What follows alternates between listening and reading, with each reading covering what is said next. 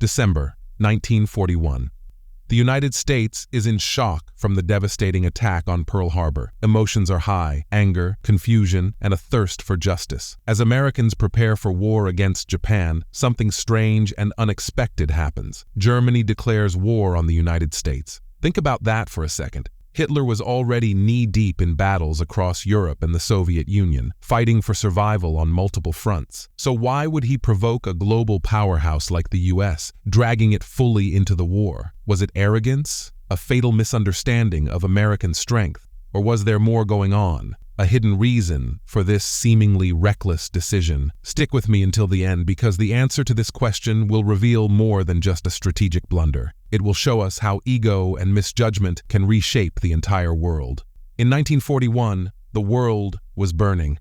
Nazi Germany had swept across Europe, with France conquered, Poland occupied, and much of Eastern Europe under Hitler's control. Britain stood defiant, but it was battered and isolated. On the Eastern Front, Hitler had launched Operation Barbarossa, a massive invasion of the Soviet Union. It was the largest military operation in history, with millions of troops locked in a brutal struggle. Meanwhile, across the Atlantic, the United States wasn't officially in the war, at least not yet. While the American public sympathized with Britain and feared Nazi expansion, many wanted to stay out of the conflict. President Franklin D. Roosevelt had to tread carefully, providing aid to Britain through Lend-Lease, but not fully committing to war. In essence, America was playing a dangerous balancing act, helping the Allies without crossing the line into outright conflict. So when Japan attacked Pearl Harbor on December 7, 1941, the American focus turned to the Pacific. The war with Japan was now a reality, but Germany? It was still possible for the US to avoid conflict with Hitler, if only Germany had stayed quiet. And yet, just 4 days after Pearl Harbor, Hitler made the fateful decision to declare war on America. Why? Why provoke a nation with unmatched industrial power and resources? This wasn't just a military move, it was a gamble that would alter the course of history. One reason behind Hitler's decision was pure arrogance. By late 1941, Hitler believed that Germany was invincible. His armies had conquered most of Europe in a matter of months. Even though the Soviet campaign was slowing down, he thought it was only a matter of time before Moscow fell. Hitler also underestimated American strength. To him, the US was a nation focused on consumer goods and comfort, not war. He thought that Americans lacked the willpower and discipline needed for a large-scale conflict. In fact, Hitler famously dismissed America as a mongrel nation, a chaotic society of different races and cultures that, in his view, could never mount a serious military challenge. There was another key miscalculation: Japan. Hitler believed Japan would keep the US busy for years, locking American resources in the Pacific theater. He thought that by the time America could turn its attention to Europe, Germany would have already secured victory over Britain and the Soviet Union. But there's something deeper at work here. Hitler's arrogance alone wasn't enough to explain such a risky move. There were also hidden pressures, alliances, economic rivalries, and ideological hatred that pushed Germany toward conflict with America. Let's talk about alliances. In 1940, Germany, Japan, and Italy signed the Tripartite Pact. This was an agreement promising mutual support in case any one of them was attacked by a power not yet involved in the war. Technically, the pact didn't require Germany to declare war on the US after Pearl Harbor. However, there was tremendous diplomatic pressure from Japan. Japanese leaders urged Hitler to show solidarity and open a new front against the Americans. For Hitler, declaring war was a way to prove that Germany was a reliable ally.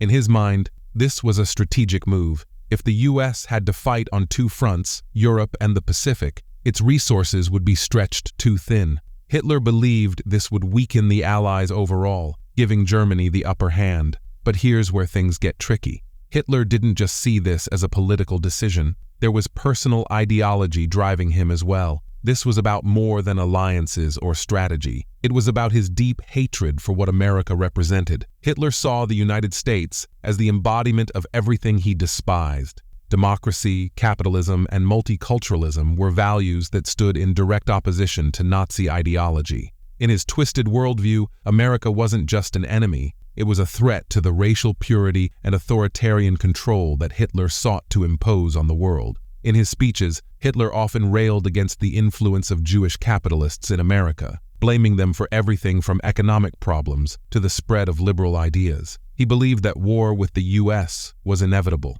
To Hitler, the sooner the fight began, the better. This wasn't just strategy, it was ideological warfare. Hitler saw the conflict as part of a grand struggle between authoritarianism and democracy, between the Aryan race and the diverse democratic society of the United States. In his mind, America's existence was incompatible with Nazi rule. So, with these beliefs and pressures swirling in his head, Hitler made his move. But he didn't realize the full consequences of that decision. America's response would be swift and devastating. When news of Germany's declaration of war reached the United States, it was exactly what President Roosevelt needed to unite the country. Up until that point, many Americans had been hesitant to join the European conflict. But now, with Germany's declaration, the debate was over.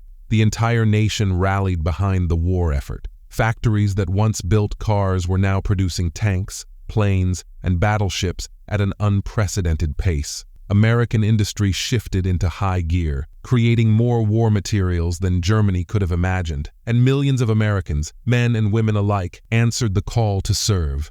The US wasn't just entering the war, it was mobilizing on a scale never seen before. Hitler had awakened a giant, and that giant was ready to fight on multiple fronts, both in the Pacific and in Europe. Here's where the story takes an ironic twist. Hitler thought that by forcing the US to fight on two fronts, Germany would have the upper hand. But what happened next would prove him wrong in the most spectacular way. With American forces now fully committed to the war, the tide began to turn. In 1944, the D-Day landings in Normandy marked the beginning of the end for Nazi Germany. American troops, alongside their British and Canadian allies, stormed the beaches and began the liberation of Western Europe. Meanwhile, the Soviet Union pushed westward, driving German forces back toward Berlin. Hitler's worst fear had come true. Germany was caught between two unstoppable forces, American-led Allied forces from the West and the Soviets from the East. By declaring war on the US, Hitler had sealed Germany's fate. His attempt to divide the Allies had backfired spectacularly. Looking back, historians agree that Hitler's declaration of war on the United States was one of the biggest strategic mistakes of World War II. If Germany had avoided provoking the US, the war might have dragged on longer or ended differently. But by forcing America into the conflict, Hitler guaranteed his own defeat. The story of Germany's war declaration teaches us an important lesson. Ego and ideology can lead to disastrous decisions. Hitler's arrogance blinded him to the reality of American strength, and his hatred for democracy pushed him into a war he couldn't win. Today, we live in a world shaped by the events of that conflict. The question we must ask ourselves is, what lessons from history can we apply to prevent such catastrophic decisions in the future?